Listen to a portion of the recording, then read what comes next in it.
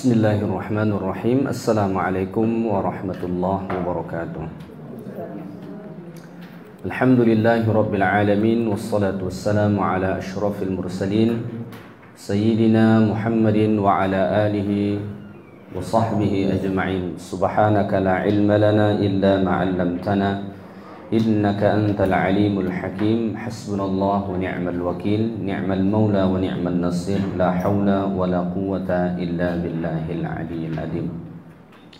Rabbana zidna ilma warzuqna fahma, Allahumma faqihna fid din wa 'allimna at-ta'wil.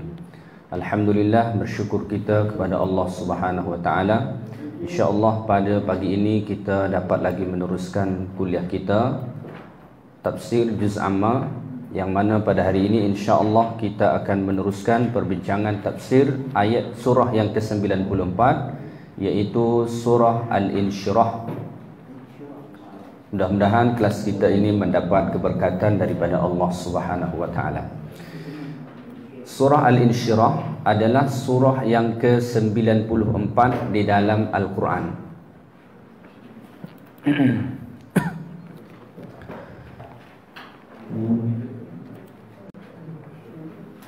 Okay. Nampak surah Al-Insyirah adalah surah yang ke-94 di dalam Al-Quran. Surah ini diberi nama dengan Al-Insyirah. Sebenarnya ada beberapa nama yang disebutkan. Kebanyakannya kalau ditengok dalam tafsir, termasuk juga dalam Sahih Bukhari, dalam Sunan Tirmidzi, itu disebut dengan surah Alam Nashrah. Ini yang pertama, langsung disebut dengan nama surah Alam Nashrah. Okay. Yang keduanya, boleh kita jumpai juga dalam sebahagian kitab tafsir, surah ini disebut dengan surah Asy-Syarh. Asy-Syarh. Surah Asy-Syarh. Yang ketiga, ada juga kita jumpai dalam sebahagian tafsir juga disebut dengan surah Al-Insyirah. Jadi nama surah ini sebenarnya hampir sama semua ni, cuma penyebutan dia sahaja berbeza. Ada 3 penyebutan. Satu surah Alam Nashrah, yang kedua surah Asy-Syarh, yang ketiga adalah surah Al-Insyirah. Maksud daripada 3 nama ini sama saja. Maksudnya ialah kelapangan ataupun dilapangkan, diluaskan. Itu maksud dia. Okay. Surah ini kalau kita tengok dalam Al-Quran, Allah letakkan pada akhir Quran, iaitu pada surah yang ke-94. Sedangkan kalau kita tengok dari silsilah turun surah-surah yang ada dalam Quran, maka surah Al-Insyirah ini turun yang ke-12. Surah yang ke-12. Kalau Ad-Duha, surah yang ke-11.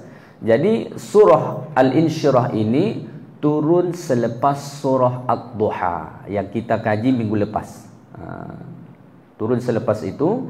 Ad-Duha surah yang ke-11 turun, manakala surah Al-Insyirah ini adalah surah yang ke-12, turun selepas surah Wad-Duha dan sebelum surah Al-Asr. Maknanya selepas ini adalah surah Al-Asr yang turun selepas surah Al-Insyirah. Okay. Kalau ditengok dari sisi turunnya surah ini, yaitu surah Al-Insyirah dengan surah Ad-Duha berurutan. Ad-Duha kemudian Al-Insyirah. Kemudian kalau ditengok dari sisi perbincangan, dari sisi makna-makna kandungan ayat nanti, maka ulama semua katakan ini perbincangan yang sangat erat antara surah Ad-Duha dengan surah Al-Insyirah.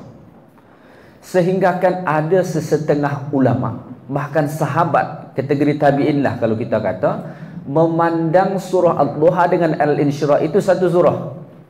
Mereka pandang ini adalah satu surah yang bersamaan. Sehingga mereka baca dalam rakaat pertama Ad-Duha dan Al-Insyirah tanpa dibatasi dengan bismillah. Wa amma bi ni'mati rabbika fahaddits alam nashrah laka sadrak, terus dia baca. Kenapa? Sebab dua surah ini sangat erat kaitan dia. Makna pun sangat erat, penurunan dia pun adalah berurutan 11 kemudian 12. Sebab itu ada satu riwayat yang menyebutkan daripada Tawus dan Umar bin Abdul Aziz, Tawus dan Umar bin Abdul Aziz, annahuma kana yaqulani, mereka berdua kata, alam nashrah min suratid duha, bahwa surah Alam Nashrah ini adalah bahagian daripada surah Ad-Duha. Wa kana yaqra'anihima birra'atil wahidah la yafsilani bainahuma. Mereka berdua membaca Ad-Duha dan Alam Nashrah ini dalam satu rakaat, tidak memisahkan keduanya. Tidak memisahkan keduanya. Walaupun pandangan ini dipandang wahada syuzuzun, ini dipandang pandangan yang syaz, pandangan yang jarang, tak biasa. Jumhur ulama, majoriti ulama tetap memisahkan ni surah Ad-Duha, ini surah Alam Nashrah. Walaupun mereka mempunyai kaitan yang sangat erat, tetapi tetaplah ini dua surah. Okey. Apa poin-poin yang dibincangkan dalam surah ini? Apa poin-poin yang dibincangkan dalam surah Al-Insyirah ini? Kalau kita tengok daripada kandungannya ini nanti, setidaknya ada 4 poin penting perbincangan yang ada dalam surah Al-Insyirah ini. Ada 4 poin penting. Yang pertama apa dia? Allah Ta'ala nanti akan menyebutkan 3 nikmat yang Allah kurniakan kepada baginda sallallahu alaihi wasallam. Ada 3 nikmat nanti yang Allah kurniakan kepada baginda. Yang kedua nanti akan ada perbincangan Allah menjanjikan bahawa setiap ada kesulitan, setiap ada kesusahan, setiap ada kesempitan hidup, selepas itu pasti akan datang kemudahan-kemudahan. Itu perbincangan poin kedua. Perbincangan yang ketiga ialah ada nanti perintah daripada Allah Subhanahu wa taala apabila kita sudah selesai melaksanakan tugas-tugas kita, maka kita diperintahkan supaya melakukan amal ibadat. Ada mungkin kalanya berdoa, ada mungkin solat, ada mungkin bentuk-bentuk yang lain. Terus bekerja. Sedangkan poin yang keempat ialah apabila kita sudah selesai semua melaksanakan pekerjaan kita, wa ila rabbika farghaba, maka bertawakallah kepada Allah. Serahkanlah semua kepada Allah Subhanahu wa taala. Itulah antara poin penting yang akan nanti kita bicarakan dalam surah Al-Insyirah ini, iaitu 4 poin penting yang ada dibincangkan dalam surah ini. Okey. Kita baca dulu sama-sama. Surah ini mempunyai 8 ayat. Hanya 8 ayat saja, dan saya sangat yakin dengan hakul yakin kita semua hafal. Ada yang tidak hafal sini? Tak mungkin. Pasti semua hafal insya-Allah. Okey. Jadi jangan ada tengok Quran membaca ni. Tak apa, tengok Quran tu lagi bagus membaca Quran. Antara adab membaca Quran disebut dalam Al-Azkar, walaupun kita sudah hafal, sebaiknya tengok. Sebab ada pahala melihat. Tetapi kalau murajaah jangan tengok. Itu bukan murajaah nama dia. A'udzu billahi minasy syaithanir rajim.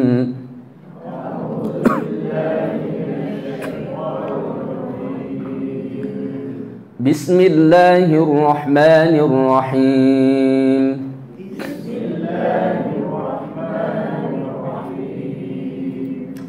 Alam nashrah laka sadrak. Wa wada'na 'anka wizrak.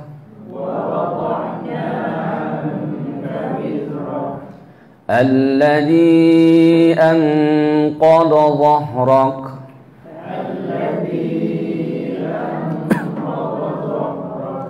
ورفعنا لك ذكرك فإن مع العسر يسرا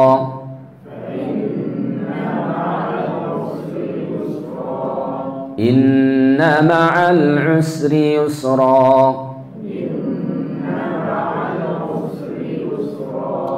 فإذا فرغت فانصب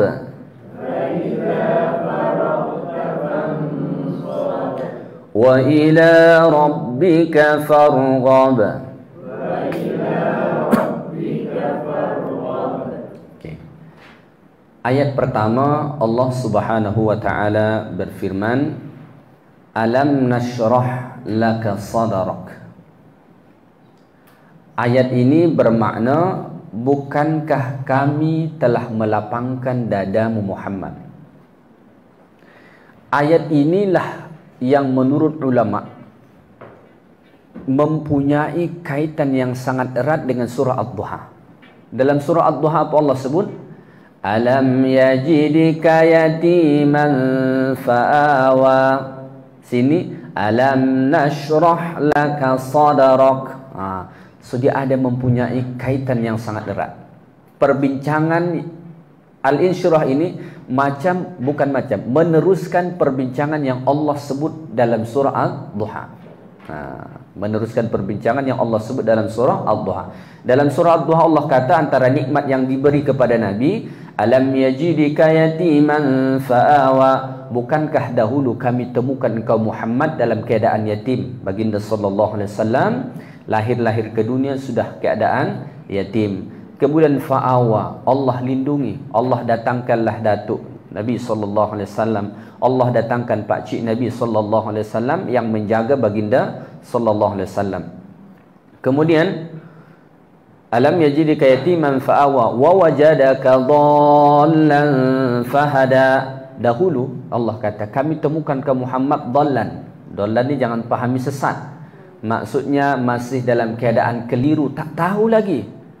Dulu Nabi tak tahu Quran sebab Allah belum turunkan Quran, belum tahu hukum hakam syariat sebab memang belum diturunkan. Kemudian fahada, Allah berilah hidayah, Allah beri petunjuk kepada Nabi sallallahu alaihi wasallam, dan ini pun nikmat yang sangat besar.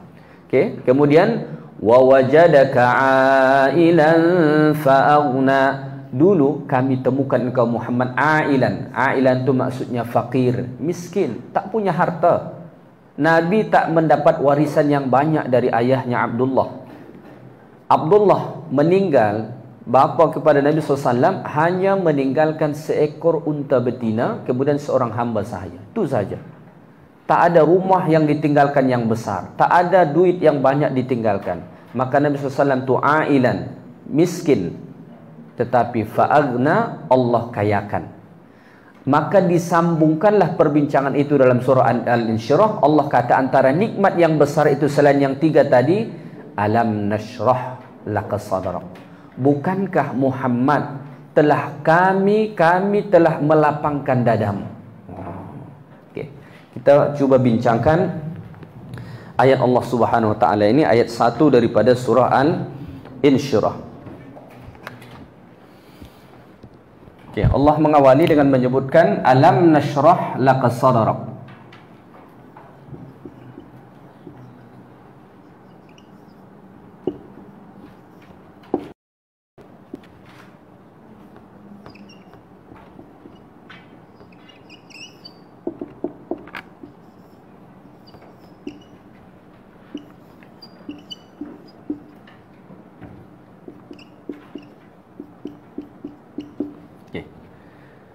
Alam maksudnya bukankah tidak. Kalau kita terjemah secara bahasa ni, adakah tidak nashrah, kami lapangkan, laka bagimu Muhammad, sadaraka, dadamu. Okay. Kalau kita tengok terjemahan, bukankah kami melapangkan dadamu Muhammad. Alam dekat sini ni ada terdiri daripada dua. Satu, hamzah ini, okay, ni hamzah ya, bukan alif. Apa beza alif dengan hamzah?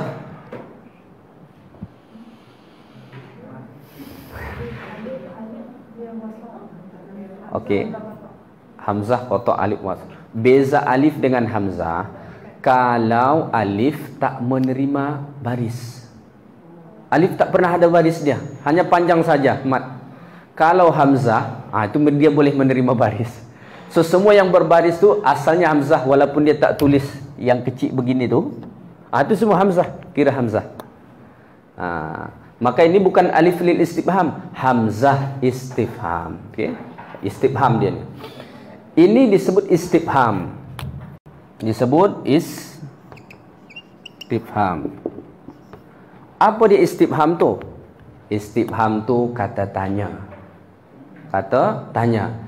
Tetapi dalam ayat ini walaupun Allah mulai dengan kata tanya, bukan Allah suruh kita jawab ataupun Nabi jawab, tidak. Sebab istifham di sini, kata tanya di sini disebut dengan istifham takriri.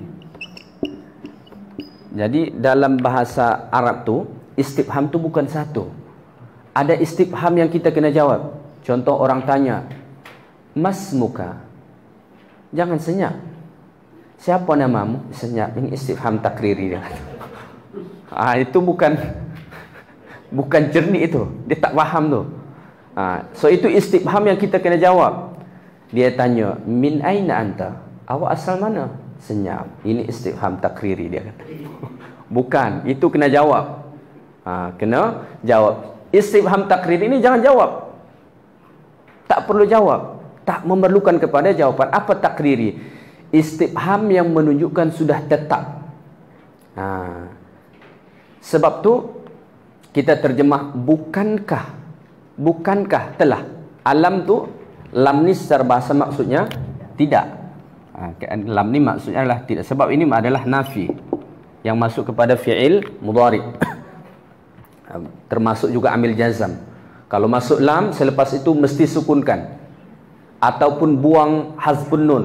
Contoh kalau dia yadribuna menjadi lam yadribu, buang nun dia tu. Janji kalau masuk lam ni mesti ada yang dibuang. Itulah kaedah dia.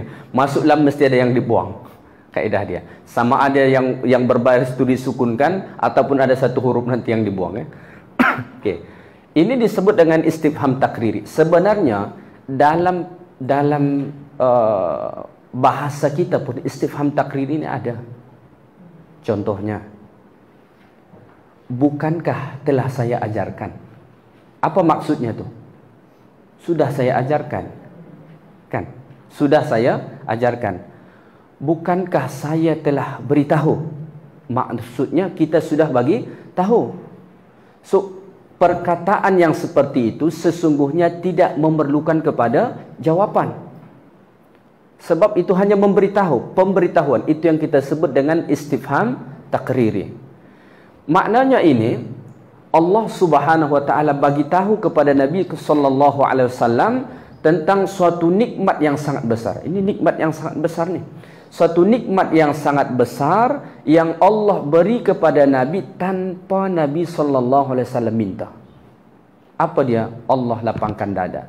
Kalau Musa sampai berdoa dalam surah Taha, Rabbi syrah li sadri wa yassir li amri wahlul 'uqdatam min lisani yafqahu qawli. Musa meminta, Rabbi Tuhanku, isyrah, lapangkanlah sadari, dadaku. Kalau Nabi SAW, apa Allah kata? Alam nashrah laka sadrak. Wahai Muhammad, bukankah kami telah lapangkan dadamu? Ada perbezaan kepada Nabi Musa dan Nabi kita Muhammad SAW.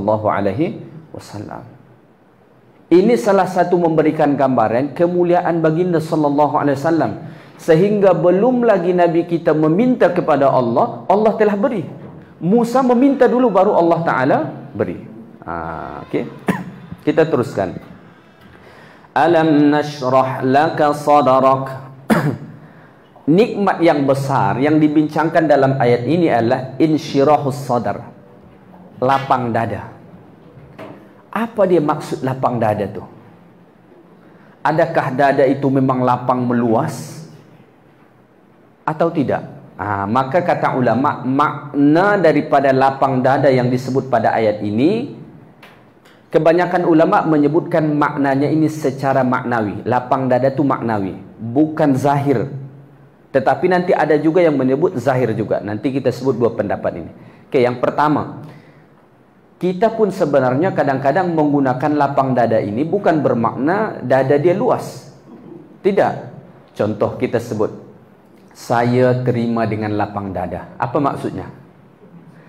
Saya terima dengan terbuka. Saya terima dengan tanpa mengeluh, kan?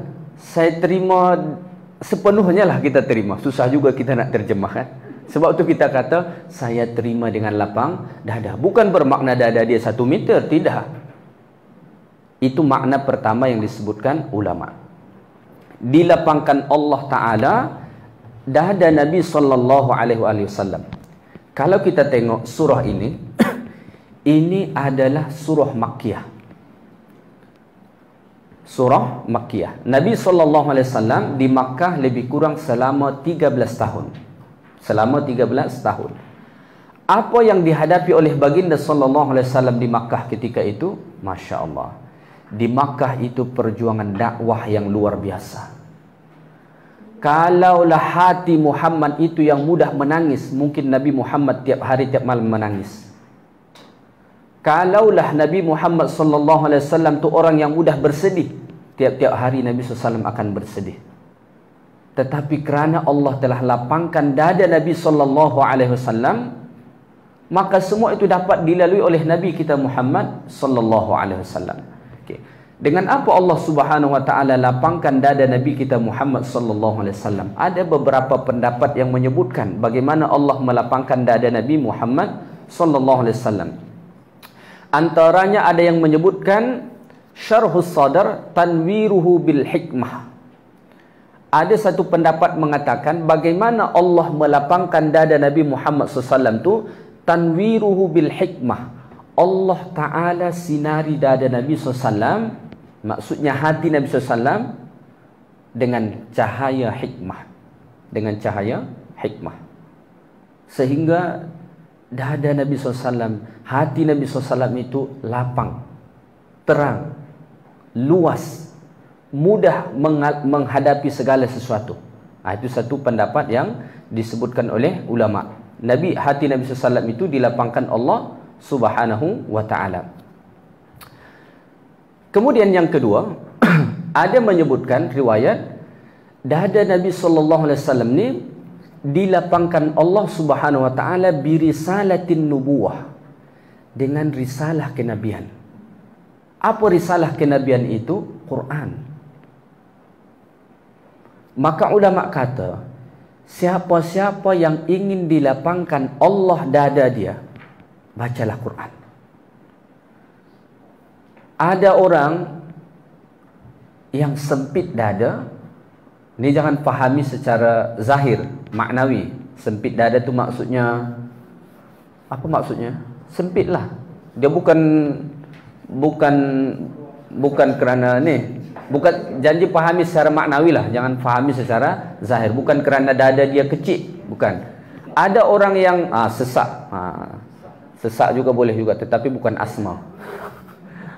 Okay, kalau asma tu dia penyakit sesak nafas. Okay. Nanti kita bacakan ayat 125 surah Al-An'am tentang ada dada orang yang dilapangkan Allah dan ada yang tidak dilapangkan Allah Subhanahu wa Ta'ala. Okay. Kita bincangkan dulu pemahaman yang kedua ini, bahawa hati Nabi SAW itu dilapangkan Allah Ta'ala birisalatin nubuwah, dengan risalah kenabian yang Allah kirim kepada baginda SAW. Apa dia? Al-Quran. Maka Al-Quran itu adalah syifa lima fis sudur, ubat yang ada dalam hati. Penyakit apapun yang ada di hati kita yang sesak tu, tadi disebut sesak kan? Sesak kerana kesedihan, sesak kerana permasalahan, sesak kerana rumah tangga, sesak kerana kawan, sesak kerana pekerjaan, sesak kerana apapun. Bahkan kadang-kadang sesak dada kita, sempit dada kita, kita tak tahu kenapa. Semua cukup, kan? Pernah tak mengalami hal itu? Tak payah ceritalah, tanya hati masing-masing. Kadang-kadang kita tak tahu sebab kenapalah aku ni tak tenang. Kenapa rasa sesak dada ni? Tidak tenang. Ada okey, kewangan okey, pekerjaan okey, kawan dengan kawan-kawan semua okey. Tetapi tiba-tiba sendiri murung dekat rumah. Macam sedih, macam tak menentu. Back to Quran. Quranlah ubat dia. Birisalatin nubuwah. Nabi SAW lapang dada baginda SAW dengan Quran. Maka apabila kita rasa sempit dada ini, masalah dia, mudah marah, benci dengan orang, kesedihan yang luar biasa, dan sesak-sesak hati yang lainnya, maka bacalah Quran, tadabburlah Quran. Afala yatadabbaruna al-Quran am ala qulubihim aqfaluha. Orang yang tidak mahu mentadabbur Al-Quran itu seperti hati yang sudah dikunci. Kalau dikunci boleh jadi lapang ke tidak? Tak boleh, sebab dah ditutup. Maka dengan Quran. Itu yang kedua. Yang ketiga, maksud dilapangkan Allah Ta'ala dada baginda sallallahu alaihi wasallam dekat sini, maksudnya wa syarhus sadari ayyakuna muttasi'an li hukmillahi azza wa jalla. Dia jadi luas, jadi lapang ketika menerima hukum hakam Allah Subhanahu wa taala. Lapang. Kalau ada hati orang yang dilapangkan Allah Ta'ala menerima hukum hakam Allah, apa agaknya yang berlaku pada diri dia? Yang berlaku kepada diri dia, dia akan mudah melaksanakan perintah-perintah Allah itu, bahkan dia rasa nikmat. Dan kalau tak dilapangkan dada dia terhadap hukum hakam ketetapan Allah tu, dia akan rasa berat Allah tu. Ada tak orang yang macam tu? Ada. Ada orang yang begitu. Nah, kita tengok bagaimana disebutkan Allah Subhanahu wa taala di dalam Al-Quran yang saya sebut tadi dalam surah Al-An'am ayat 125. Allah berfirman, "Faman yuridillahu an yahdiyahu yashrah sadrahu lil Islam." Siapa-siapa orang yang Allah inginkan ayyahdiyahu, menunjuki dia, memberi dia hidayah, apa yang Allah buat kepada diri dia? Yashrah sadrahu lil Islam. Allah lapangkan dada dia dalam menerima agama Islam ni. Hati orang yang lapang terhadap agama Islam ni, dia akan mudah untuk melakukan ajaran-ajaran Islam ni. Dia akan mudah untuk melakukan ketaatan kepada Allah Subhanahu wa taala, dan pada masa yang sama dia akan mudah untuk meninggalkan hal-hal yang diharamkan Allah Subhanahu wa taala. Maka kalau tiba-tiba kita rasa berat untuk melakukan ketaatan kepada Allah tu, maka kita perlu kembali ke Quran bagus. Termasuk juga cek hati kita ni, cek dada kita ni. Kita ni sedang gundahkah, sedang ada masalahkah dengan hati kita ataupun tidak? Maka antara ciri orang munafik tu, munafik pasti tidak dilapangkan Allah dada mereka terhadap Islam. Antara ciri mereka Allah kata dalam Quran, apabila mereka hendak melaksanakan salat, qamu kusala. Allah berfirman, wa idza qamu ila sholati qamu kusala. Ciri orang munafik tu salat, Allah kata dalam surah An-Nisa 142 tu, paling kurang ada 3. Orang munafik. Kalau saya sebut munafik, jangan terus fikirkan dahulu yang zaman Nabi. Tidak, munafik itu sifat, boleh menjelma sekarang. Bahkan silap-silap ada pada diri kita. Wal'iyadzubillah. Allah kata, lihat yang 3 ciri ini. Mudah-mudahan saya percaya tak ada semua pada diri kita. Ada pada diri orang lain. Allah kata, wa idza qamu ila sholati qamu kusala. Ini pertama. Apabila mereka hendak melaksanakan salat, mereka dirikan salat itu kusala, dengan bermalas-malasan. Malas. Bagaimana ciri orang yang malas tu? Ada awal waktu, nak akhir waktu. Ada nak melaksanakan kesempurnaan dengan solat-solat sunnah, dengan amalan-amalan sunnah dalam solat tu, dia tak mau. Dia hanya sibuk dengan yang wajib saja, tak mau melaksanakan tambahan yang sunnah. Ketika orang solat disempurnakan semua rukuk sujudnya, dia tidak sempurnakan, itu bahagian daripada malas. Wa idza qamu ila sholati qamu kusala. Yang kedua, sifat mereka ini yuraunan nas. Mereka menunjuk kepada orang. Orang munafik itu beribadat bukan kerana nak dapat ridha Allah, tetapi nak menunjuk kepada orang, supaya orang kata, fulan tu rajinnya solat berjamaah, rajinnya baca Quran. Tetapi jangan sebab ni tak pergi solat berjamaah atau tak baca Quran. Yang kedua, yura'unan nas, suka menunjuk. Yang ketiga, wala yadhkurunallaha illa qalila. Mereka ni tak ingat Allah pun dalam ibadat tu kecuali sedikit saja. Tak banyak ingat Allah. Hampir mereka lalai dalam solat tu. Selama dia solat tu, otak dia semua memikirkan pasar raya, pergi jalan-jalan, pergi semua. Allah tu hampir kosong. Tak ada semua pada diri kita yang 3 ciri ni kan? InsyaAllah tak ada. Ni ciri orang yang ada, kalau tak lapang dada tu susah untuk melakukan kebaikan. Tetapi bagi orang yang sudah Allah lapangkan dada dia untuk Islam ni, فَمَا يُرِدِ اللَّهُ أَيَّهْدِيَهُ يَشْرَحْ صَدَرَهُ لِلْإِسْلَامِ. Siapa-siapa yang Allah inginkan dia mendapat hidayah daripada Allah, Allah lapangkan dada dia terhadap Islam, sehingga kan apabila dia melakukan ketaatan kepada Allah tu, itulah dia rasa nikmat. Dia rasa nikmat. Dia rasa itulah saat terindah dalam hidup dia. Kalau kita tanya, di mana tempat yang paling awak sukai? Ada yang jawab, saya kalau pergi ke pasar raya.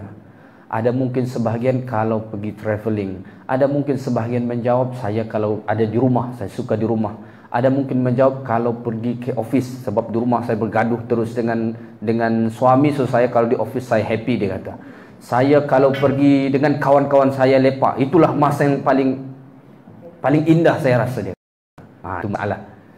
Nabi SAW disebutkan dalam hadis. Hadis ini dalam riwayat Imam Ahmad dalam musnadnya. Apa Nabi SAW kata? Ju'ilat qurratu aini fis salah. Dijadikan salat itu sebagai qurratu ain. Apa dia qurratu ain itu? Kebahagiaan yang luar biasa, keindahan, kenikmatan, kesenangan itu pada salat. Nabi SAW rasa solat itu indah, nikmat, sedap.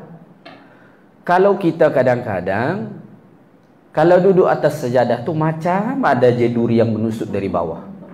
Assalamualaikum warahmatullahi, assalamualaikum warahmatullahi. Pertama ambil handphone, astaghfirullah, astaghfirullah, astaghfirullah, Allahumma antas salamun. Yang ditengok chat kawan, sambil baca Allahumma antas salam, kan? Lepas tu berdiri, tak tahulah zikir tu sampai mana. Sebab apa?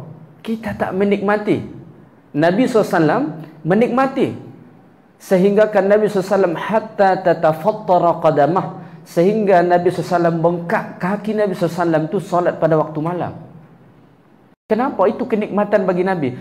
Kenapa orang boleh tahan melepak dengan kawan 3 jam? Sebab cerita itu sedap.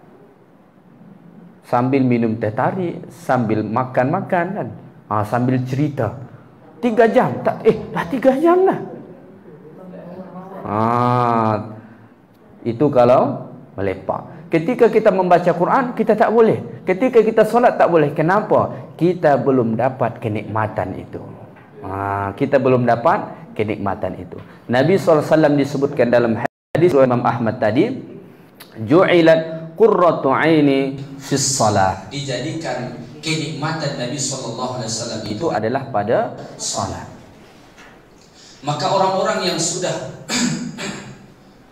yang sudah dilapangkan Allah dada dia, selain tadi dia mudah untuk melakukan kebaikan, juga Allah Ta'ala lindungi dia dan jauh dia daripada dosa. Tengok kisah Nabi Yusuf alaihi salatu wassalam. Siapa isteri Nabi Yusuf?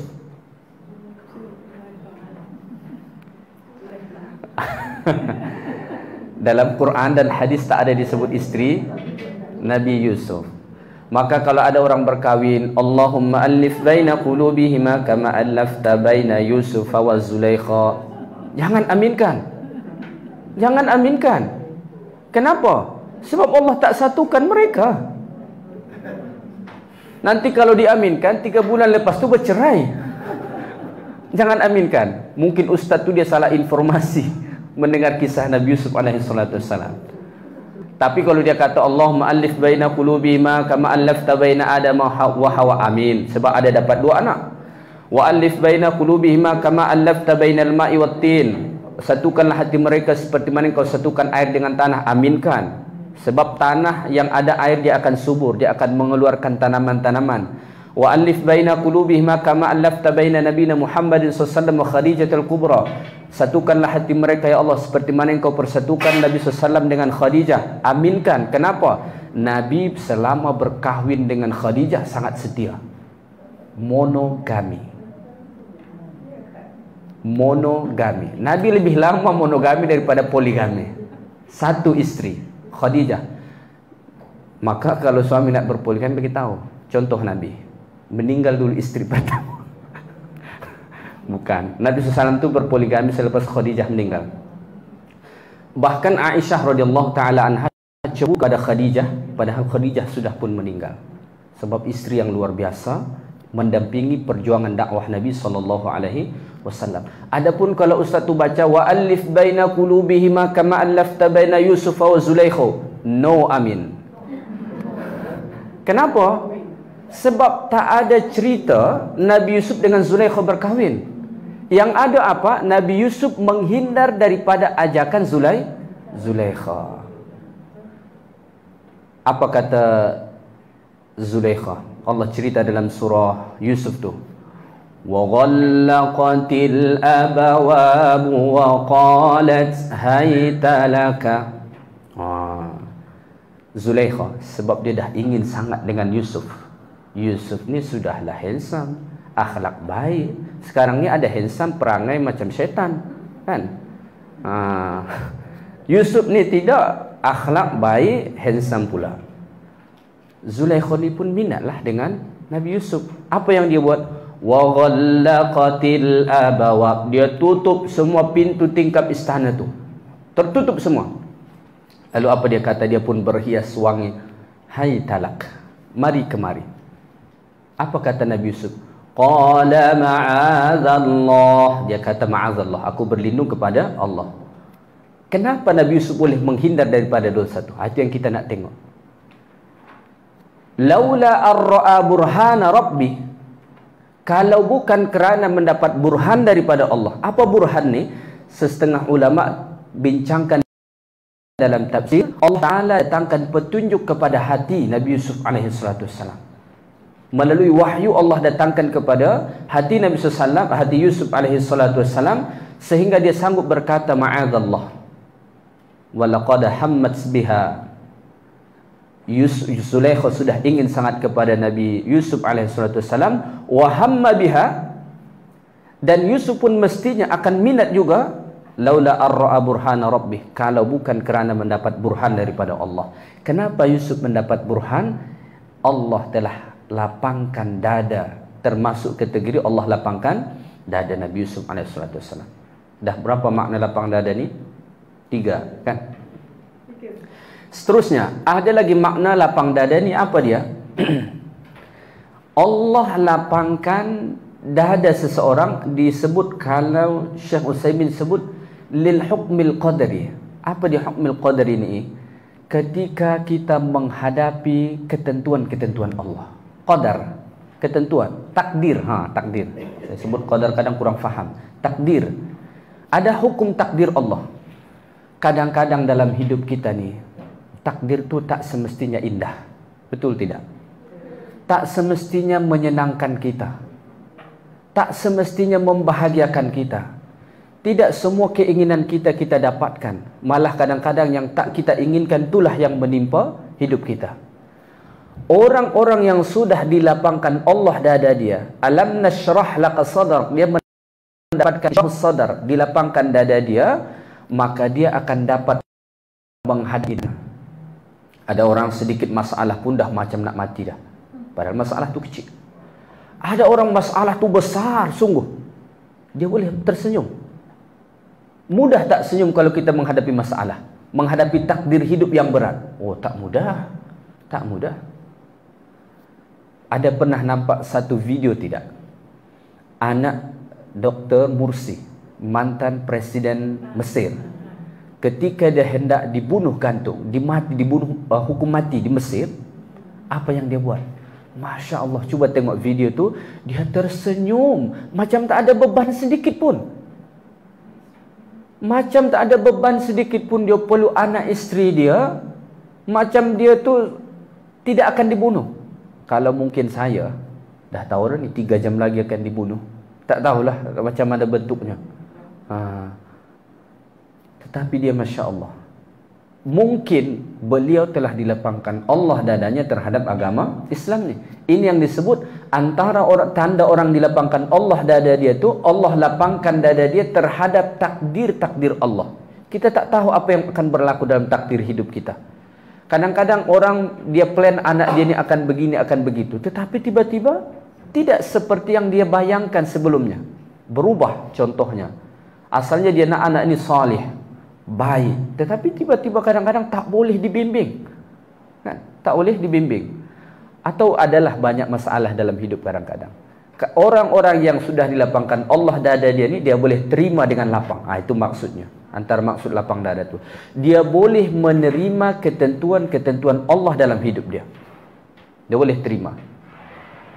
Itu yang disebut Nabi SAW dalam hadis riwayat Imam Bukhari. Hadis riwayat Bukhari. Apa Nabi SAW kata? Ajaban li amril mu'min. Urusan orang beriman tu, orang mukmin yang sudah dilapangkan Allah dada dia. Kenapa? Kenapa mengherankan urusan orang beriman tu? Inna amrahu kulluhu khair. Sebab semua urusan dia baik.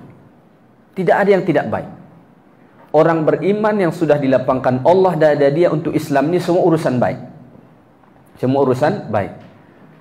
Walaysa dzalika illa lil mu'min. Itu tidak akan didapatkan kecuali orang beriman. Hanya didapatkan orang beriman. Apa dia? Nabi kata, in asabathu darra sabara. Kalau dia ditimpa kesusahan, dia bersabar. Dia bersabar. Fakana khairan lahu, maka itu jadi kebaikan bagi dia. Wa in asabathu sarra, dan apabila dia ditimpa mendapatkan kebahagiaan, kelapangan hidup, syakara, dia bersyukur. Fakana khairan lahu, maka itu pun baik bagi dia. Mudah tak untuk bersabar ketika menghadapi musibah tu? Tidak mudah. Kita hanya mudah mengucapkan di lisan. Untuk bersabar, betul-betul bersabar itu tidak mudah. Siapa yang boleh bersabar ketika menghadapi musibah, ketika menghadapi takdir-takdir hidup yang berat dalam hidup dia, itu hanya orang yang sudah dilapangkan Allah dadanya. Hanya orang yang dilapangkan Allah Subhanahu wa taala dadanya. Sebab itulah baginda sallallahu alaihi wasallam, baginda sallallahu alaihi wasallam adalah orang yang paling bertakwa kepada Allah Subhanahu wa taala. Kenapa? Kerana Nabi SAW telah dilapangkan dadanya sehingga mudah untuk melakukan kebaikan-kebaikan. Wa asyadduhum qiyaman bi taatillah. Nabi SAW adalah yang dilapangkan Allah dadanya, orang yang paling kuat melakukan ketaatan kepada Allah Subhanahu wa taala. Wa aktsaruhum sabaran ala aqdarillah. Dan Nabi SAW orang yang paling sabar ketika menghadapi takdir Allah Subhanahu wa taala. Nabi SAW itu sangat penyabar. Kalau yang disakiti itu Nabi SAW, Nabi tak pernah balas, tahu? Nabi tak pernah balas. Nabi dibaling ketika pergi ke Taif sampai berdarah Nabi SAW, sehingga kan Jibril datang, wahai Muhammad, mintalah kalau sekiranya bukit itu engkau inginkan untuk ditimpakan kepada mereka, pasti Allah kabulkan. Nabi tak mau. Kenapa? Nabi sabar. Kalau mungkin kita tambah lagi dengan bukit yang sana, Jibril, jangan bukit yang tu saja, tambah dengan yang sana lagi, kalau boleh yang sana juga lagi. Itu kita. Orang buat zalim dekat kita sedikit saja, kita balas dengan besar. Kenapa? Kita tidak ada kesabaran. Nabi SAW itu sangat-sangat penyabar. Sehingga kan disebutkan Nabi SAW, ketika Nabi SAW sakit, Nabi SAW sakit, khususnya sakit menjelang kewafatan Nabi SAW, Nabi pun ditimpa sakit yang lebih sakit daripada orang, sehingga disebutkan oleh Abdullah bin Mas'ud, sakit yang dirasakan oleh Nabi SAW itu seperti 2 orang sakit. Jadi 2 orang sakit itu ada pada diri Nabi SAW. Dua orang sakit itu sama pada diri Nabi SAW. Diriwayatkan daripada Abdullah bin Mas'ud radhiyallahu taala anhu, dia kata, dakhaltu ala Rasulillah SAW wa huwa yu'in. Aku masuk kepada Nabi SAW ketika itu Nabi sedang sakit. Okay. Faqultu, aku kata kepada Nabi, ya Rasulullah, innaka tau'aka wa'kan syadidan. Wahai Rasulullah, sesungguhnya engkau sakit yang sangat berat. Qala ajal. Nabi SAW pun menjawab. Lalu apa Nabi kata? Inni au'aka kama yu'ak rajulani minkum. Sesungguhnya aku menghadapi sakit seperti mana sakit dua orang daripada kamu. Tetapi Nabi SAW sangat bersabar. Kenapa? Itulah maksud alam nashrah. Jadi antara nikmat terbesar yang diberikan Allah kepada Nabi SAW itu adalah ini insyirahus.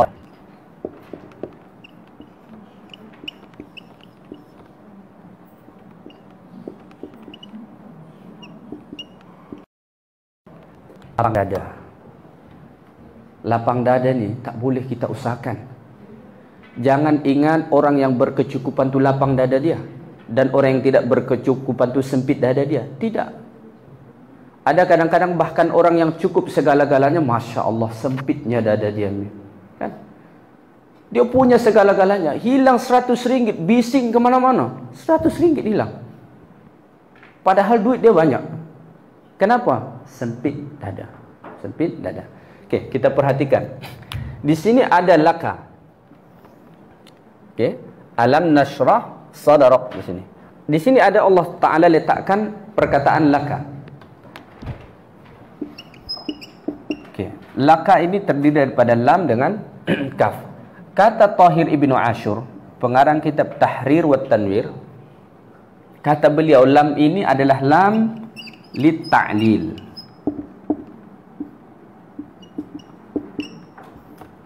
Apa maksud lam lit ta'lil?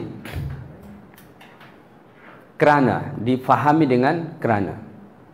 So kalau kita fahami dengan kerana, bukankah kami telah lapangkan dadamu kerana engkau Muhammad?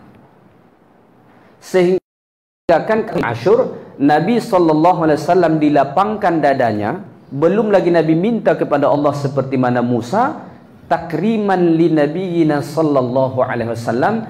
Itu satu kemuliaan yang Allah beri kepada Nabi sallallahu alaihi wasallam. Satu kemuliaan. Sebab itu digunakan alam nashrah laka. Lam dekat situ lam lit ta'lil, kerana Nabi SAW. Kalau kita jangan tunggu seperti Nabi. Tak apalah, duduk-duduk saja, manalah tahu nanti turun ayat alam nashrah pula ke saya. Tak akan turun. Allah tak akan lapangkan. Kenapa? Kita tak sama dengan Nabi Muhammad SAW. Musa sahaja berdoa, lalu bagaimana dengan kita yang jauh dengan Nabi Musa alaihi salatu wassalam? Maka kita kena usahakan. Ayat ini memang berbicara nikmat yang besar yang Allah beri kepada Nabi, tetapi pada masa yang sama ayat ini juga memberikan motivasi kepada kita supaya kita kejar dada yang lapang itu, hati yang lapang itu, dengan pemahaman-pemahaman yang tadi. Okey. Kita teruskan. Ayat yang kedua. Belum lagi selesai ayat pertama ni. Ni tadi, faham yang ni, kalau kita fahami lapang dada itu secara maknawi. Ada ulama memahami yang kedua, ini difahami memang dada Nabi SAW dilapangkan, sebagaimana riwayat yang menyebutkan, pernah tak mendengar dada Nabi dibelah? Pernah kan?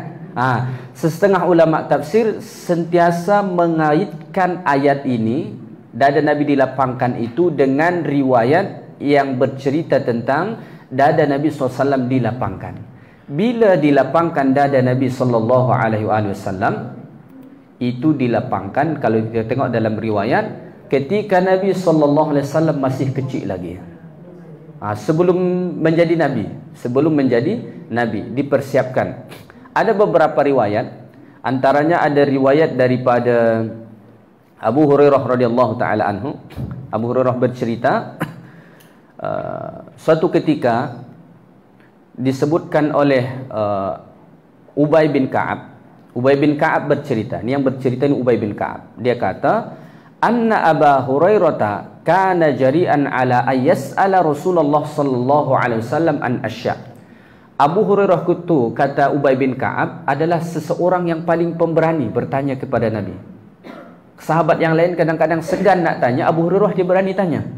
Abu Hurairah dia berani tanya kepada Nabi sallallahu alaihi wasallam. La yas'aluhu anha ghairuh. La yas'aluhu anha ghairuh.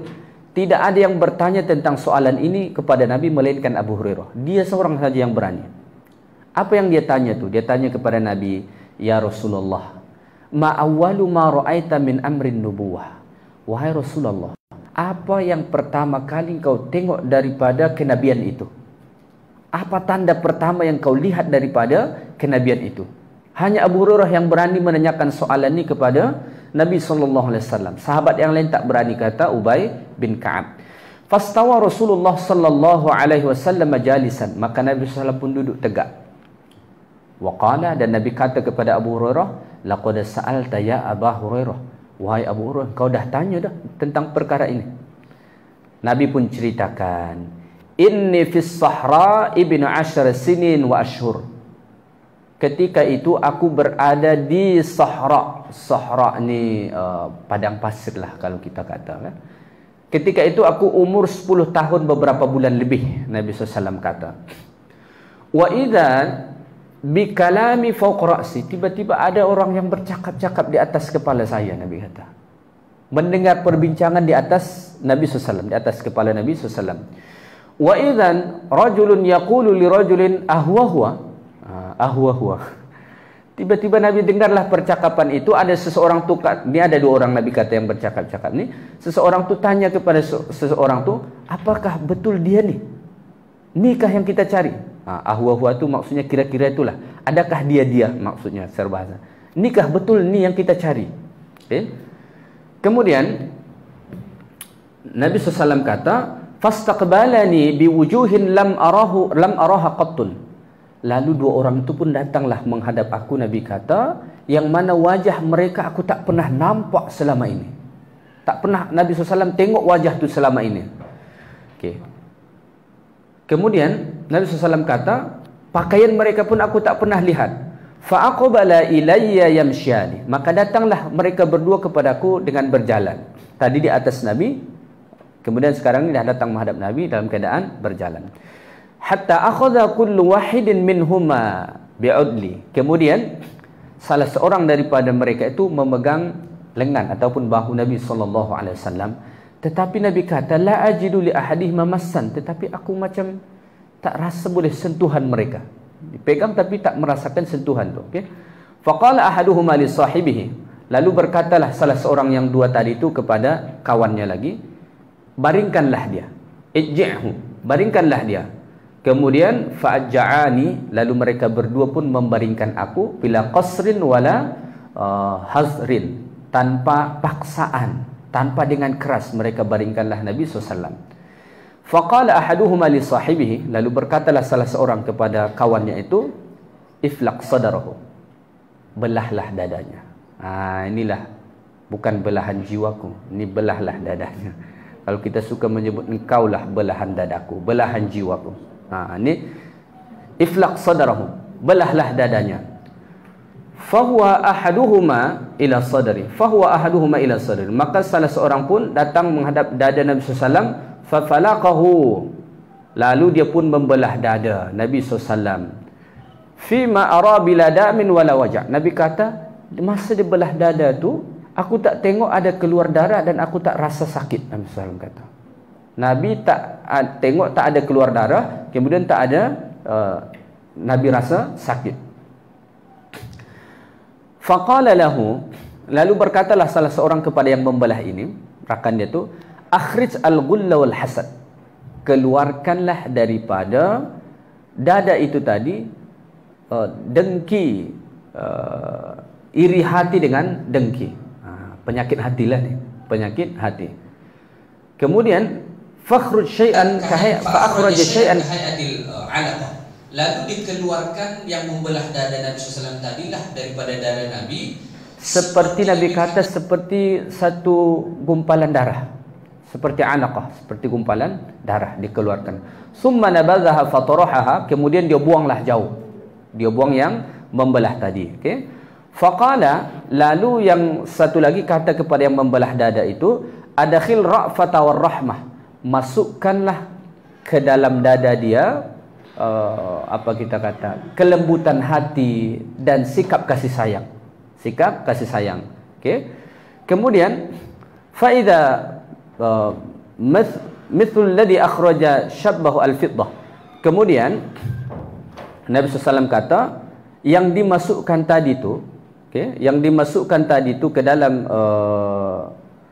yang dimasukkan orang yang mengeluarkan seperti gumpalan darah tadi tu daripada dada Nabi SAW, kemudian dia masukkanlah ke situ, Nabi kata seperti menyerupai fiddah, perak, bercahaya. Okay. Kemudian thumma hazza ibham rijli al-yumna, kemudian dia pun guncang mata kaki apa nama jari yang paling besar tu apa? Induk kaki Nabi SAW dia guncang macam ni. Kemudian a'id wa aslim, kembalilah seperti semula. Kemudian Nabi SAW kata, aku balik selepas itu, maka aku rasa raqatan 'ala as-saghir. Raqatan 'ala as-saghir, aku rasa kalau menengok anak kecil tu sayang, Nabi SAW kata. Kemudian wa rahmatan 'ala al-kabir, dan sayang juga apabila melihat orang yang lebih tua.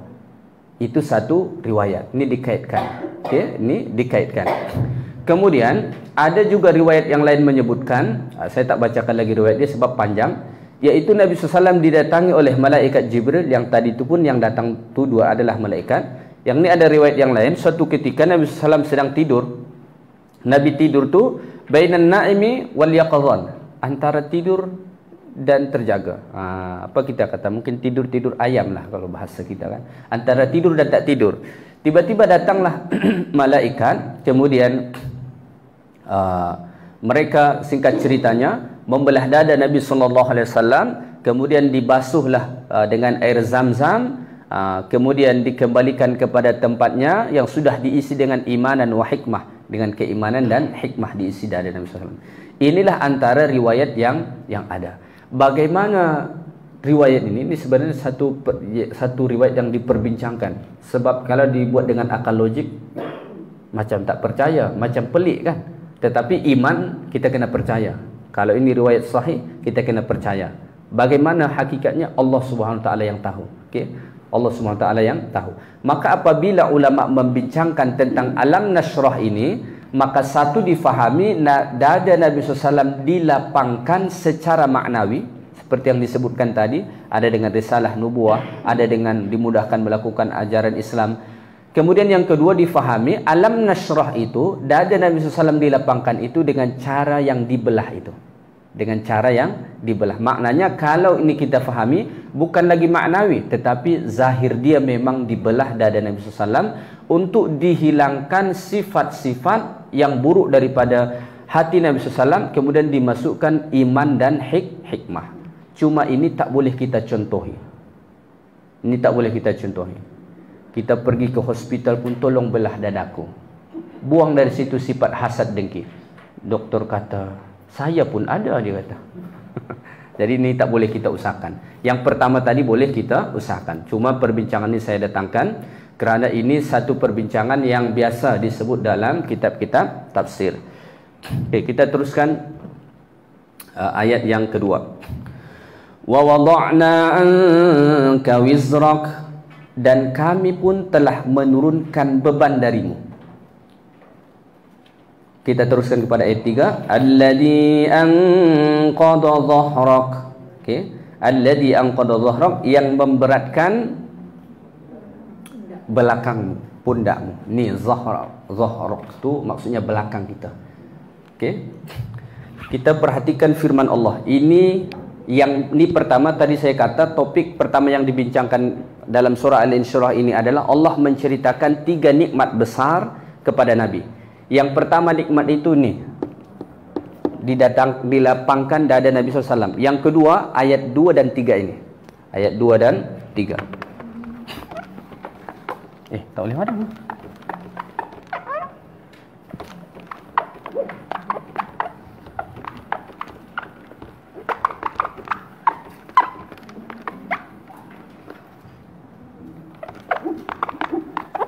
Susah.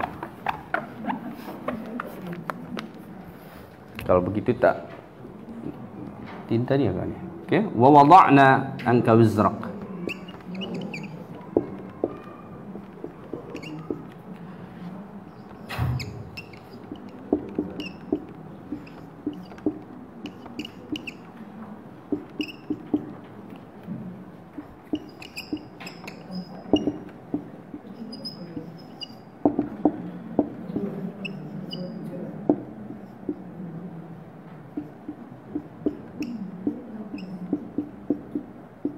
Okay. Ayat 2 dan 3 ini membincangkan nikmat yang besar yang Allah kurniakan kepada Nabi. Yang kedua yang disebut dalam surah Al-Insyirah. Yang pertama tadi dilapangkan dada. Okay. Apa maksud wa wada'na anka wizrak alladhi anqada dhahrak? Kalau kita tengok terjemahan dia sebutkan dan kami pun telah menurunkan beban darimu. Okay. Alladhi anqada dhahrak, yang telah memberatkan pundakmu, yang telah memberatkan belakangmu. Inilah. Okey, kita bincangkan satu persatu. Wa wada'na. Waw ini waw ataf. Diatafkan ke mana dia? Itu dulu. Diatafkan ke mana dia? Wa wada'na tu. Diatafkan ke nasrah ini. Tetapi di atas dibuat fi'il mudhari'. Kenapa di bawah ini tidak disebut dalam bentuk fi'il mudhari', tetapi dibuat dalam bentuk fi'il madi? Ini satu perbincangan. Ulama menjelaskan. Ini sekadarlah singkat saja sebab mungkin tak semua faham tentang kaedah bahasa Arab. Ulama menjelaskan, tadi kan disebut ini istifham takriri. Istifham takriri. Selepas itu ada lam nashrah. Nashrah ini dalam bentuk fi'il mudhari. Penjelasan ulama, apabila ada istifham takriri,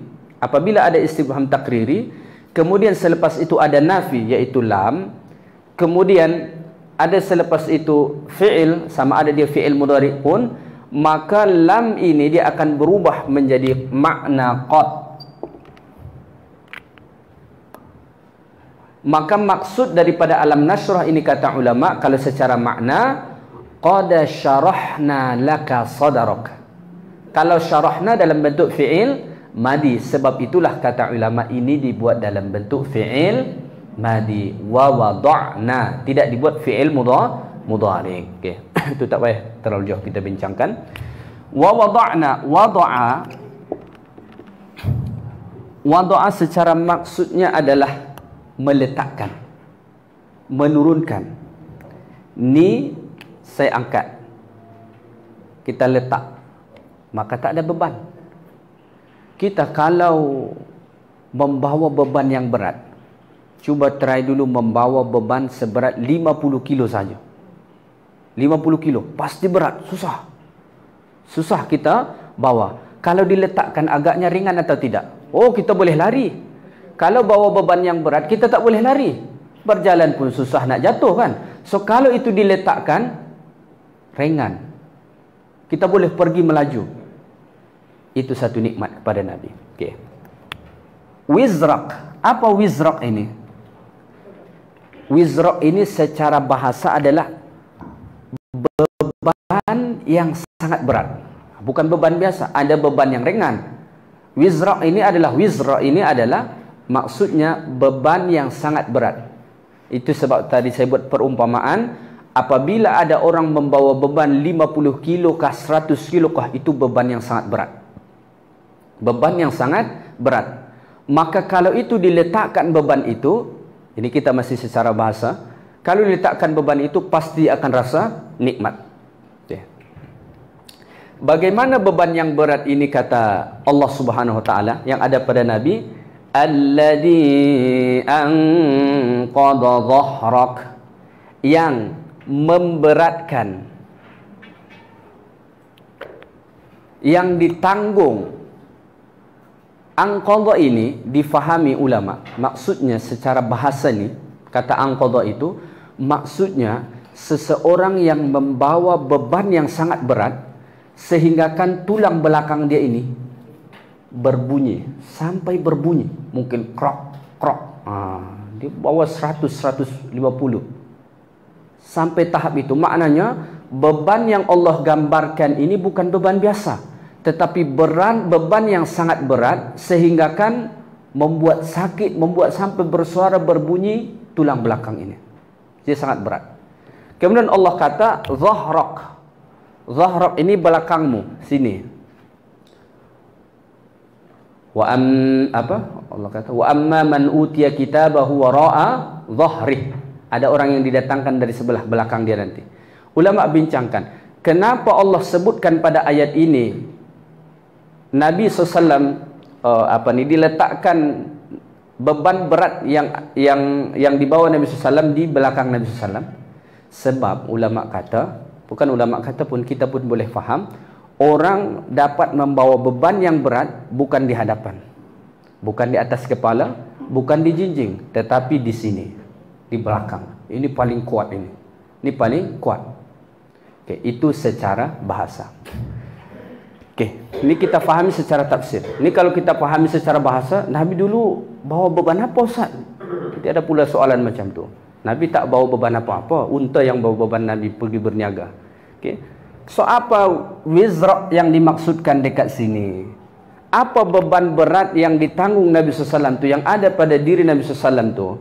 Sesetengah ulama kata wizra ini maksudnya ithmak, dosamu. Tetapi Nabi SAW tidak berdosa. Nabi SAW tidak berdosa. Ada ulama menyebutkan Nabi itu kita tidak sebut berdosa ataupun tidak, dia kata, tetapi Allah telah ampunkan dosa dia.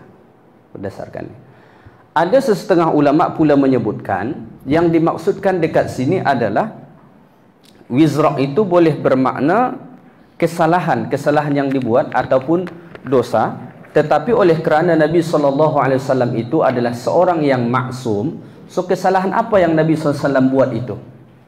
Ada tak kesalahan berat yang Nabi buat? Tidak ada. Tetapi memang ada teguran-teguran Allah dalam Quran pun kepada Nabi SAW.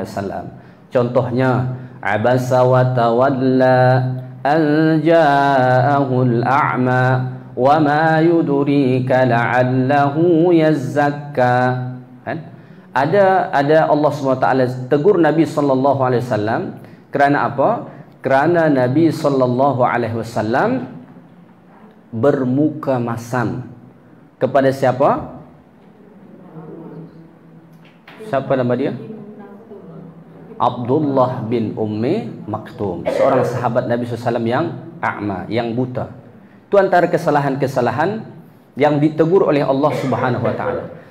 Maka ayat ini menjelaskan, ini kalau kita fahami untuk Nabi dulu, ayat ini menjelaskan bahawa Allah Subhanahu Wa Taala, antara nikmat terbesar yang Allah beri kepada Nabi SAW, Allah ampunkan semua kesalahan Nabi SAW. Allah ampunkan. Maka di sini beban yang berat itu diumpamakan kesalahan, dosa.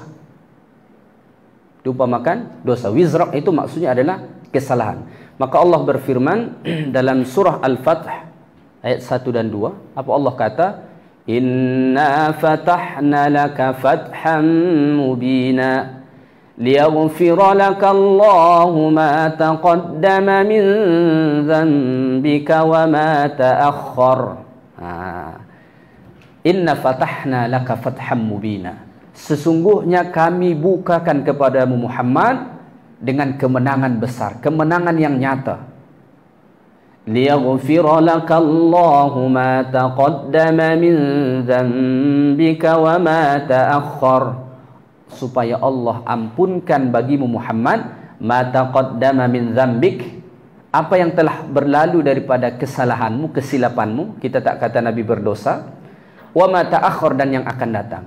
Antara nikmat terbesar yang Allah kurniakan kepada Nabi SAW, Allah ampunkan kesalahan Nabi SAW tanpa perlu Nabi membaca Rabbana zalamna, seperti mana Nabi Adam alaihi salatu wassalam.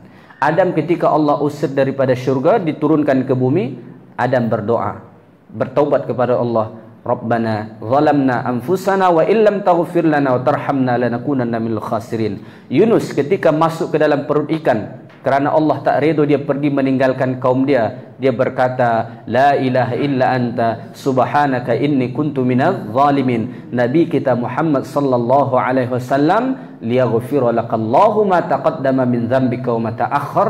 Allah taala ampunkan dosa Nabi sallallahu yang telah lalu dan yang akan datang. Diampunkan Allah Subhanahu wa taala. Okay. Dalam hadis yang lain juga ada disebutkan bahawa apabila Nabi sallallahu alaihi wasallam melaksanakan solat pada waktu malam, solat yang panjang, hatta tatafaddara qadamah, sehingga kan kaki Nabi SAW bengkak. Aisyah tanya kepada Nabi, kenapa engkau buat ini wahai Rasulullah? Bukankah telah diampunkan dosamu yang telah lalu yang akan datang? Maka Nabi SAW kata, afala akuna abdan syakura, afala akuna abdan syakura, apakah aku tak boleh menjadi hamba Allah yang bersyukur? Dari hadis ini yang kita pahami bahawa apabila dikaitkan dengan ayat ini, Nabi kesalahannya telah diampunkan Allah yang telah lalu dan yang akan datang. Okey, telah lalu dan akan datang. Okey. Kita perhatikan ayat Allah Subhanahu wa taala. Ini untuk kita, yang tadi untuk Nabi sallallahu alaihi wasallam. Kalau kita perhatikan betul-betul firman Allah Subhanahu wa taala ini, maka ada perlu muhasabah bagi diri kita semua. Allah kata, wa wada'na anka wizrak. Ketika Allah menyebut tentang dosa itu, Allah bahasakan dengan wizrak. Apa dia wizrak? Beban yang sangat berat. Beban yang sangat berat. Alladhi anqadha dhahrak, yang sampai membuat belakangmu ini, tulang belakangmu ini berbunyi rasa sakit kerana membawa beban yang berat itu. Pertama, kata-kata ini, firman ini Allah tujukan asalnya kepada Nabi. Apa agaknya kesalahan Nabi? Tidak ada dosa Nabi SAW. Hanya kesalahan-kesalahan sikap sahaja seperti yang pernah berlaku disebutkan, seperti Nabi bermuka masam. Hanya sekadar itu sahaja, tetapi Allah telah gambarkan kesalahan itu seperti beban yang sangat berat yang ada di pundak Nabi SAW, yang sampai membuat tulang Nabi sakit membawa beban itu. Lalu bagaimana dengan kita? Yang tiada bandingan kita dengan Nabi SAW, yang dosa kita begitu banyak. Agaknya wizrak ini bentuk apa lagi? Kalau sekiranya ini dibuat dalam bentuk barang yang mesti dibawa, mungkin kalau diletakkan saja dosa kita itu di atas, di belakang kita ini, ataupun di pundak kita ini, kita sudah hancur. Dibuat berat, disebabkan berat dosa kita. Tetapi kata ulama, malangnya, ini malangnya, ramai di antara kita semualah. Kita tak perlu pandang orang lain. Kita pandang diri kita sendiri. Saya pandang diri saya, kita pandang diri kita masing-masing. Dengan begitu banyak dosa yang kita buat, yang Allah gambarkan beban yang sangat berat yang ada di pundak kita. Malangnya, kita tak merasa kita membawa beban yang berat. Itu masalah. Itu bukan nikmat. Yang jadi masalah adalah kita tak merasa bahawa kita sedang membawa beban yang sangat berat. Itu sangat bermasalah. Sehingga kan kita tak meminta ampun kepada Allah SWT. Kita tak beristighfar kepada Allah SWT. Padahal dosa itu perumpamaannya seperti beban yang sangat berat yang diletakkan di belakang kita ini. Itu yang saya kata tadi. Kalaulah dosa itu Allah buat dalam berbentuk barang yang mesti kita bawa, maka sudah pasti dosa kita tak sanggup untuk kita bawa. Wal'iyazubillah. Maka sebab itu kata ulama, fal mu'min, maka seorang mukmin mestilah dia anggap penting dosa-dosa dia. Mesti dia anggap penting dosa-dosa dia. Dia mesti letakkan, wa wada'na tu, dia mesti letakkan semula beban berat dosa yang di pundak kita ini, yang di belakang kita ini, letakkan dengan cara apa? Yatakhallasu minha bitaubatin wa istighfarin. letakkan beban berat yang di sini itu yang berupa dosa itu dengan cara kita bertaubat dan beristighfar kepada Allah Subhanahu wa taala. Nabi SAW tak perlu taubat, tak perlu istighfar, terus Allah kata wa wada'na anka wizrak, tetapi kita bukan nabi, tak sama kita dengan Nabi Muhammad SAW, maka kita mestilah bertaubat dan beristighfar kepada Allah Subhanahu wa taala, ataupun kita bersihkan, kita letakkan beban berat dosa yang berat itu dengan melakukan kebaikan-kebaikan yang dengan kebaikan itu Allah hapuskan kesalahan kita. Maka disebutkan wa anta idza ra'aita min qalbika ghaflah. Ini perhatikan firman ucapan ulama ini. Wa anta idza ra'aita min qalbika ghaflah. Kalau engkau melihat hatimu lalai an zunubik, daripada dosamu. Kita kadang-kadang lalai, kita ini berdosa. Kita lupa, kita ini membawa beban yang berat. Idza ra'aita min qalbikal ghaflah an zunubik fa'lam anna qalbaka maridun. Jika engkau perhatikan hatimu itu lalai daripada mengingati dosa-dosamu yang banyak, maka ketahuilah sesungguhnya hatimu itu sedang sakit. Sungguhnya hatimu itu sedang sakit. Li'annal qalba al-hayya la yumkinu ayyubdiya bil marad. Karena hati yang hidup tidak mungkin dia berpenyakit dengan penyakit. Wa maradul qulubi hiya dzunub. Dan penyakit hati yang sesungguhnya itu adalah tumpukan-tumpukan dosa. Tumpukan-tumpukan dosa. Seperti mana Abdullah bin Mubarak rahimahullah kata dalam sebuah syairnya. Apa dia kata?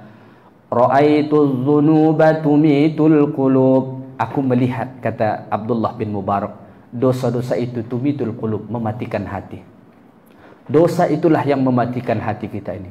Dosa itulah yang menyempitkan dada kita ini. Dosa itulah yang membuat sesak pada diri kita ini. Sehingga Allah kata, wa may yuridillahu wa man lam yuridillah, dan sesiapa yang Allah SWT tidak kehendaki dia untuk masuk ke dalam Islam, yaj'al sadrahu dayiqan harajan ka'annama yas'adu fis sama', maka Allah jadikanlah dada dia ini sempit, harajan, sesak, ka'annama yas'adu fis sama', seperti mana dia naik ke langit, sesak nafas. Belum lagi naik ke langit, baru naik ke gunung saja dah sesak nafas, apatah lagi kalau naik ke langit. Seperti itulah orang-orang yang banyak melakukan dosa. Maka kata Abdullah bin Mubarak, ra'aitu dzunuba tumitul qulub. Aku melihat dosa-dosa itulah yang mematikan hati. Wa tarkuz dzunubi hayatul qulub, dan meninggalkan dosa itu itulah yang dapat menghidupkan hati. Jadi Nabi kita Muhammad sallallahu alaihi wasallam telah pun diampunkan Allah dosa-dosanya, dan itu merupakan nikmat yang amat sangat besar yang Allah kurniakan kepada Nabi kita Muhammad sallallahu alaihi wasallam. Maka oleh sebab itu kata ulama, kita kena perhatikan perniagaan akhirat kita.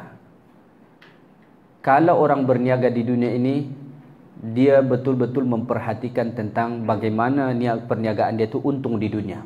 Bagaimana perniagaan dia itu untung di dunia. Maka ulama kata, kita juga kena memperhatikan betul-betul bagaimana tijarah akhirat kita. Apa bisnis yang sudah kita buat untuk akhirat. Itulah kalau bahasa dia. Kalau bisnis dunia kita mungkin dah ada dah. Ada mungkin yang buka kedai, ada yang mungkin buat ini, buat itu, bermacam-macam, sehingga dia dapat income. Soalannya, sudah adakah bisnis akhirat yang kita buat yang akan mendatangkan income bagi kita nanti di akhirat? Allah kata, ini saham akhirat. Allah SWT berfirman, berikan kepada kita satu tawaran bisnis akhirat, saham untuk akhirat. Nanti kita di akhirat boleh pergi ke mesin ATM seperti di dunia ini, cucuk saja, keluar, cucuk keluar, cucuk keluar. Ini analogi dia dah. Kalau di dunia ini kita boleh seperti itu, di akhirat juga begitu. Ini satu tawaran yang luar biasa. Allah sebut dalam surah As-Saff.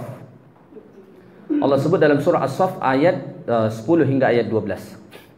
Allah berfirman, ya ayyuhalladzina amanu, wahai orang-orang beriman, hal adullukum ala tijaratin tunjikum min adzabin alim.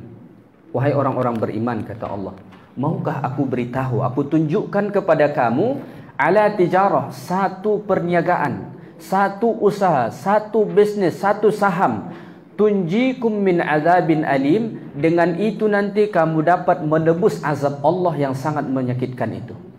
Dengan itu nanti kamu dapat menghindar daripada azab Allah Subhanahu wa taala di akhirat. Apa dia?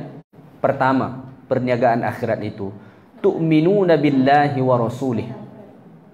Tu'minuna billahi wa rasulih. Yang pertama, berimanlah kepada Allah dan Rasulnya.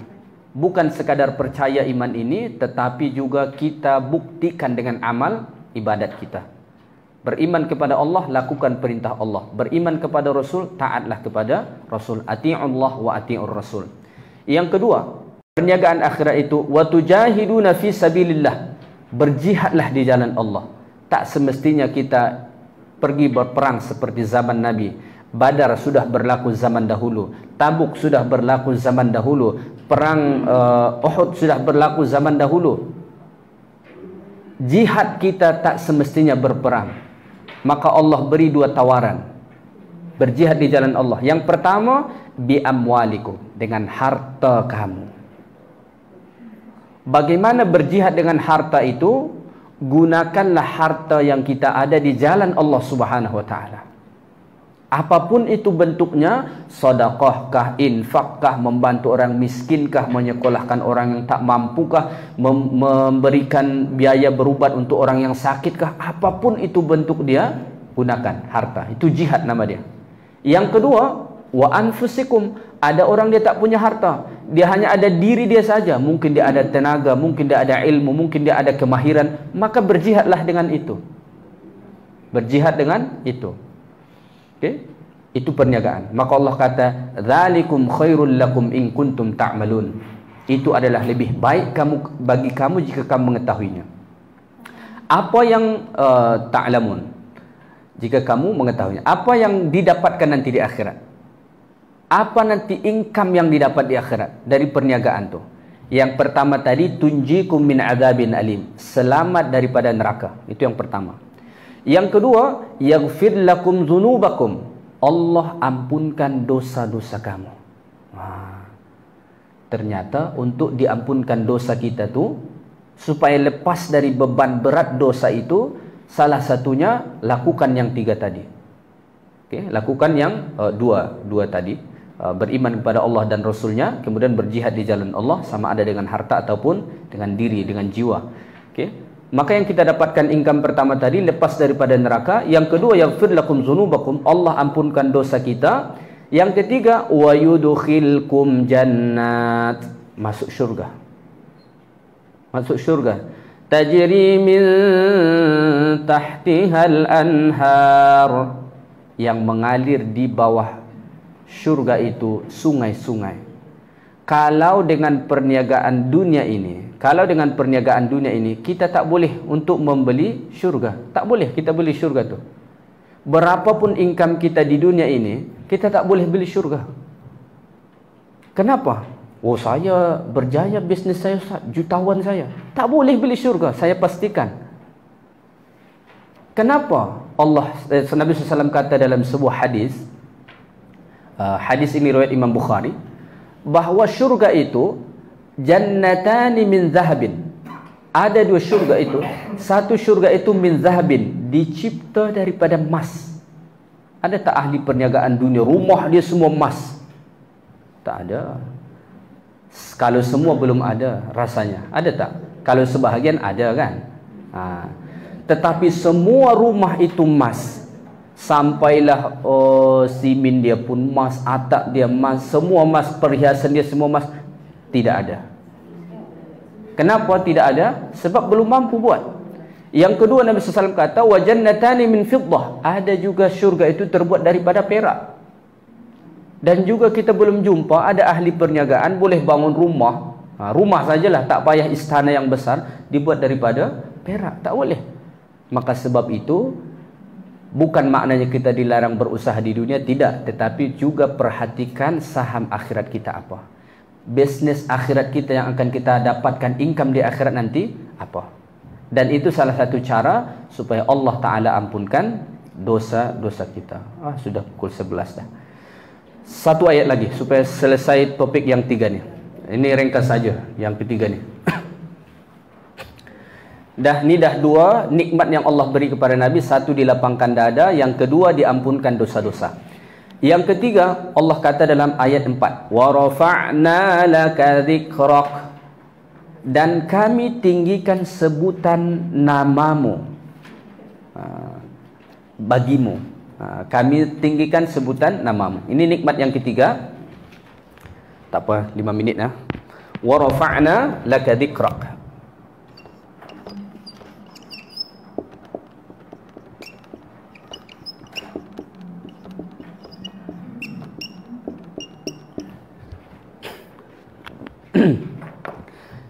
Dan kami tinggikan sebutanmu, sebutan namamu. Ini salah satu nikmat terbesar yang Allah kurniakan kepada Nabi SAW.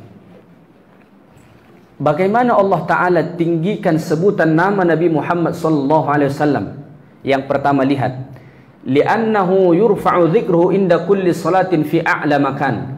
Yang pertama, ditinggikan Allah nama Nabi SAW ketika hendak dilaksanakan solat dari tempat yang paling tinggi. Apa dia? Ketika azan. Asyhadu an la ilaha illallah. Mesti yang datang selepas itu, asyhadu anna Muhammadar Rasulullah. Kalau ada orang azan, asyhadu an la ilaha illallah. Terus hayya 'ala shalah. Ingatkan dia.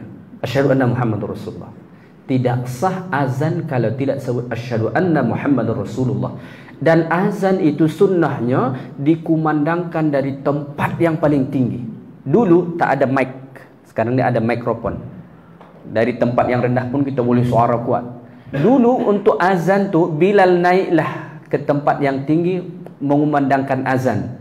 Naiklah ke menara untuk mengumandangkan azan supaya orang sekitar boleh dengar. Wa rafa'na laka dzikrak. Allah tinggikan nama Nabi Muhammad SAW. Yang kedua, boleh kita tengok ditinggikan nama Nabi SAW fis salah, di dalam salat, khususnya fit tasyahud, ketika kita membaca tasyahud. At-tahiyyatul mubarakatus salawatut tayyibatu lillah. Assalamu alayka ayyuhan nabiy wa rahmatullahi wa barakatuh. Assalamu alayna wa ala ibadillahis salihin. Ashhadu an la ilaha illallah wa ashhadu anna Muhammadar Rasulullah. Wa rafa'na laka dzikrak. Allah tinggikan nama Nabi SAW dalam setiap solat kita. Kemudian yang ketiga, nama Nabi SAW ditinggikan Allah dalam setiap ibadat. Dalam setiap ibadat ditinggikan Allah nama Nabi Muhammad SAW. Bagaimana yang ketiga ini? La budda fiha min syartaini asasaini. Ketika kita melakukan ibadat, mesti ada 2 syarat asas dia. Ingat nih. Kalau kita lakukan ibadat, syarat asas dia ada 2. Yang 2 ni mesti ada. Yang pertama apa? Al-ikhlasu lillahi ta'ala. Pertama, ikhlas kerana Allah SWT. Yang kedua, wal mutaba'atu lirrasul sallallahu alaihi wasallam. Mengikut Rasul SAW. Bukan sekadar ikhlas saja, mesti follow cara Nabi sallallahu alaihi wasallam, dan itu pun bahagian daripada Allah Ta'ala. Wa rafa'na laka dzikrak. Perhatikan sekarang. Setiap hari agaknya berapa kali orang sebut nama Nabi Muhammad SAW? Saya saja sejak bercakap tadi, kita saja sejak kelas tadi, tak tahu dah berapa kali. Itu baru di tempat ini. Belum di surau sana, masjid sana, di negara sana, belahan bumi sana. Tak tahu kita. Saya ingat kalau kita convert, kita bandingkan dengan, kita compare dengan nama Nabi selain nama Nabi Muhammad sallallahu alaihi wasallam, bukan bermakna merendahkan nabi yang lain. Nama Nabi sallallahu alaihi wasallam lah yang paling sering disebut. Nama Nabi Muhammad SAW lah yang paling sering disebut. Bahkan nama orang sekarang pun, nama Muhammad tu tak tahulah berapa banyak nama orang Muhammad sallallahu alaihi wasallam. Luar biasa.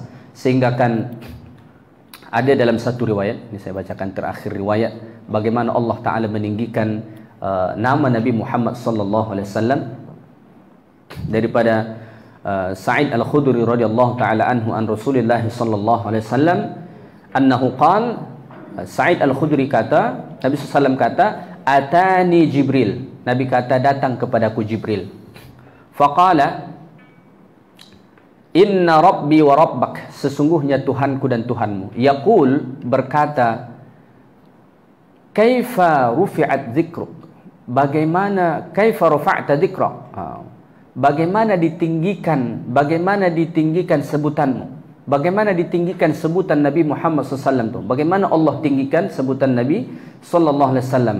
Maka Nabi SAW, maka disebutkan, Nabi SAW jawab, Allahu a'lam, hanya Allah saja yang lebih tahu. Kemudian disebutkan oleh Jibril,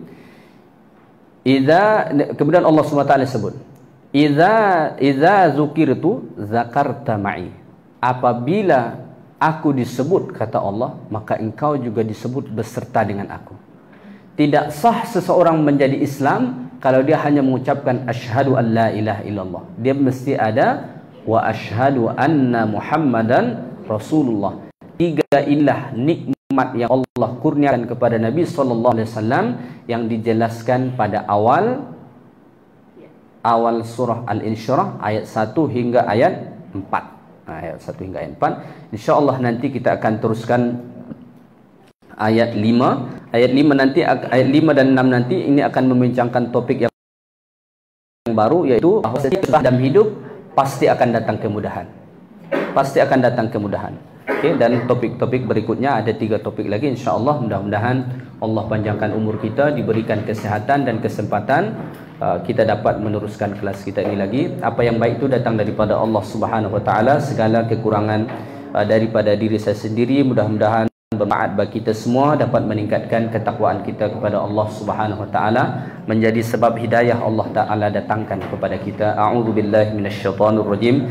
Bismillahirrahmanirrahim. Alhamdulillahirabbil alamin wassalatu wassalamu ala asyrafil mursalin wa ala alihi washabbihi ajma'in. ربنا اغفر لنا ذنوبنا ولوالدينا وارحمهم كما ربونا صغارا ولجميع المؤمنين والمؤمنات والمسلمين والمسلمات الأحياء منهم والأموات برحمتك يا أرحم الراحمين اللهم انفعنا بما علمتنا وعلمنا ما ينفعنا ربنا زدنا علما وارزقنا فهما برحمتك يا أرحم الراحمين اللهم فقهنا في الدين وعلمنا التأويل اللهم أرنا الحق حقا وارزقنا اتباعه وأرنا الباطل باطلا وارزقنا اجتنابه اللهم إنا نعوذ بك من علم لا ينفع ومن قلب لا يخشع ومن عمل لا يرفع ومن دعاء لا يسمع برحمتك يا أرحم الراحمين ربنا اصرف عنا عذاب جهنم إن عذابها كان غراما ربنا آتنا في الدنيا حسنة وفي الآخرة حسنة وقنا عذاب النار صلى الله على نبينا محمد وعلى آله وصحبه أجمعين والحمد لله رب العالمين سبحانك اللهم وبحمدك أشهد أن لا إله إلا أنت أستغفرك وأتوب إليك السلام عليكم ورحمة الله وبركاته.